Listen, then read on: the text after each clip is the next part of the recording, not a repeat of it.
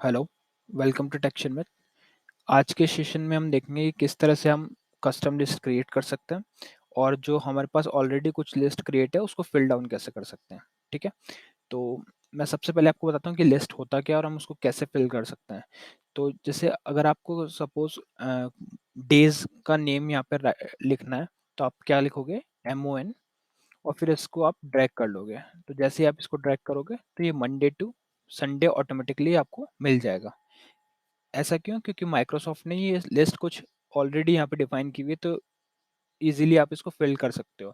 अगर मैं ऐसे ही इसको कंप्लीट लिखता हूँ और फिर ड्रैग डाउन करता हूँ तो ये उस अकॉर्डिंग फिल हो जाएगा। ठीक है, ऐसे ही हमारे पास ईयर का रहता है, सॉरी मंथ नेम रहता है।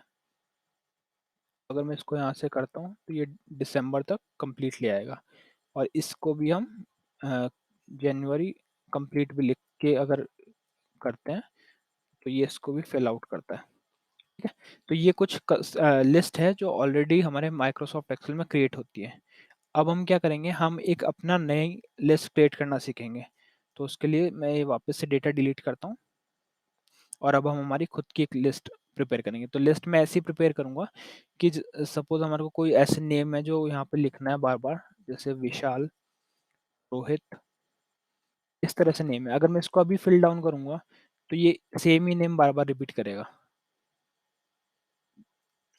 ये ऑलरेडी मैंने एक लिस्ट क्रिएट किए हुए, इसलिए यहाँ पे हमारा नेम आ गया।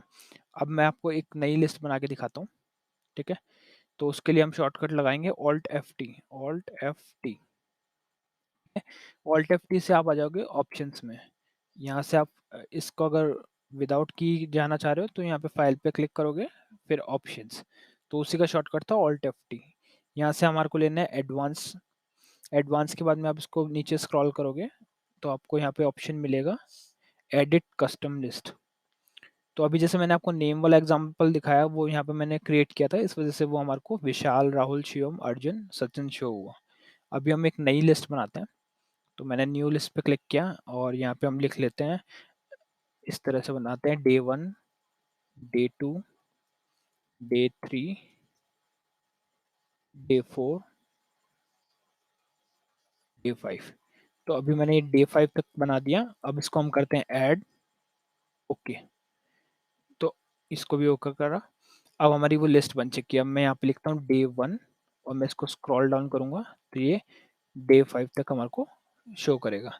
और अगर इसी को मैं वापस से और थोड़ा आगे एक्सट्रैक्ट करता हूँ अपनी फील्ड को, तो ये रिपीट होना स्टार्ट कर देता। तो ये देखो, डे 1 से डे 5 तक आ गया, फिर डे 1 से डे 5 वापस रिपीट हो गया। तो जैसे नॉर्मल लिस्ट हमारा काम करती है वैसे ये यहाँ पे रिपीट हो रहा है। ठीक है, अगर हम इसको स्मॉल वाले में करके देखें तो क्या ये तब भी रिपीट होगा?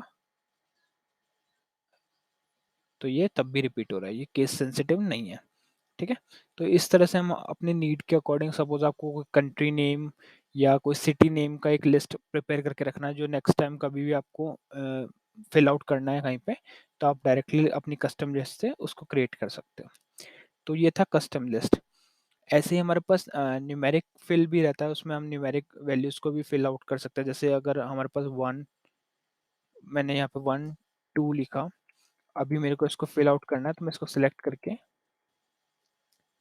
और इसको इंक्रीज करूंगा। तो ये क्या होगा, जितने हमारे हम 2 सेल को ये देखता है कि उन 2 सेल में क्या डिफरेंस है और उसी इंटरवल के अकॉर्डिंग ये नंबर इंक्रीमेंट करता है।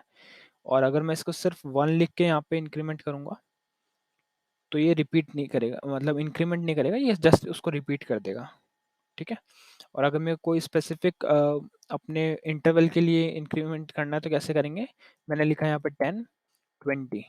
तो अब ये 10 10 के इंटरवल से, ये हमने 2 सेल सेलेक्ट किए तो ये 2 सेल के अकॉर्डिंग करेगा उसको। 1 मिनट, सेलेक्ट किया, अभी मैं इसको ड्रैग डाउन करूंगा तो 10 10 के डिफरेंस में इसने हमारा डेटा शो किया। तो ये कुछ ट्रिक्स हैं हमारे डेटा को फिल करने के लिए। मेनली इस सेशन में हमने यही फोकस है हमारा कि किस तरह से हम कस्टम लिस्ट क्रिएट करते हैं। न्यूमेरिक से रिलेटेड जो डेटा फिल है वो हम आने वाले सेशन में भी ब्रीफली डिस्कस करेंगे। तो इस सेशन के लिए इतना ही था। नेक्स्ट सेशन में हम कुछ और टॉपिक्स देखेंगे। So thank you for watching texture meth.